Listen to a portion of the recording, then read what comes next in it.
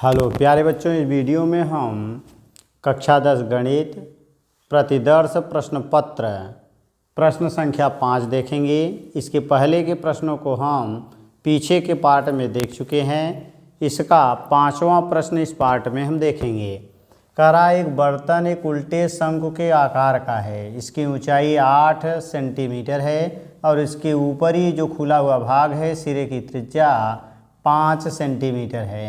यह ऊपर तक पानी से भरा हुआ है। जब इस बर्तन में शीशे की कुछ गोलियां जिनमें प्रत्येक 0.5 सेंटीमीटर त्रिज्या वाला एक गोला है डाली जाती हैं तो इसमें से भरे हुए पानी का 1/4 भाग कह रहा है कि 1/4 भाग ये बाहर निकल जाता है।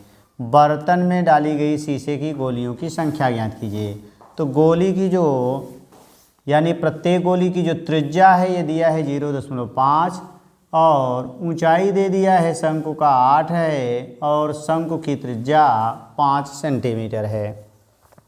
अगर हम फिगर की बात करें तो ये हमारा शंकु हो गया और इसकी ऊंचाई यहाँ से यहाँ तक की पूरी ऊंचाई दे दिया है 8 सेंटीमीटर और ये जो शंकु है इसकी जो त्रिज्या है यानी आधी दूरी ये दिया गया है त्रिज्या 5 सेंटीमीटर है।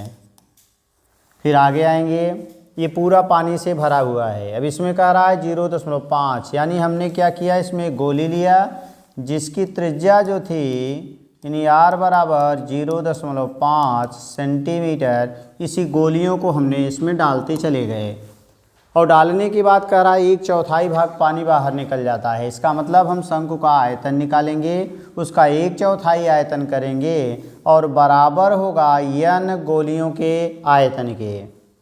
तो हमें क्या करना है, सबसे पहले शंकु का आयतन लेना है, उसका 1/4 करना है और गोलियों की संख्या n मान लेना है और n गोलियों के आयतन के बराबर कर देना है। तो ये त्रिज्या हम मान लीजिए शंकु का r1 मान लिए और ये जो त्रिज्या थी गोली का हमने r2 मान लिया। तो यहाँ क्या बनेगा कि n गुणे एक गोली का आयतन, एक गोली का आयतन, क्योंकि जितना आयतन गोली का जाएगा उतना पानी बाहर निकलेगा।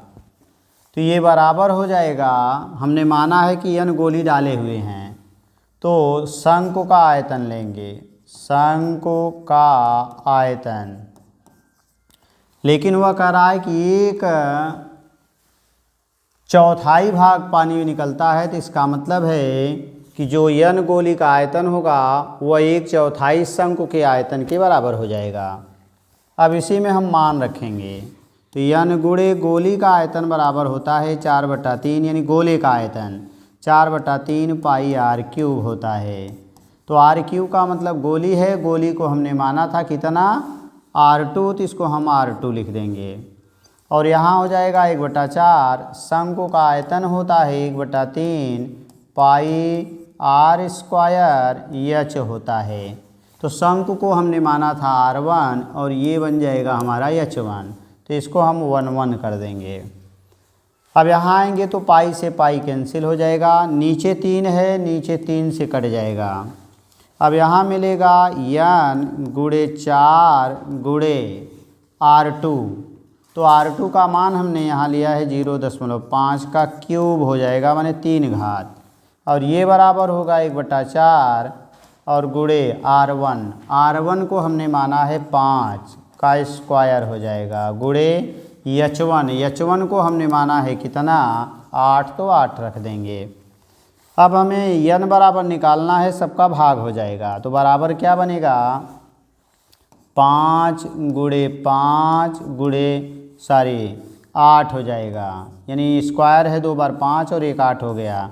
नीचे हमारा 1 4 पहले से है, ये भी 4 नीचे चला आएगा और ये क्यूब है तो 3 बार यानी 0.5 0.5 फिर 0.5 लिखेंगे। अब ये 3 दशमलव लगे हुए एक अंक पर तो 3 0 बढ़ा देंगे, दशमलव कैंसिल हो जाएगा।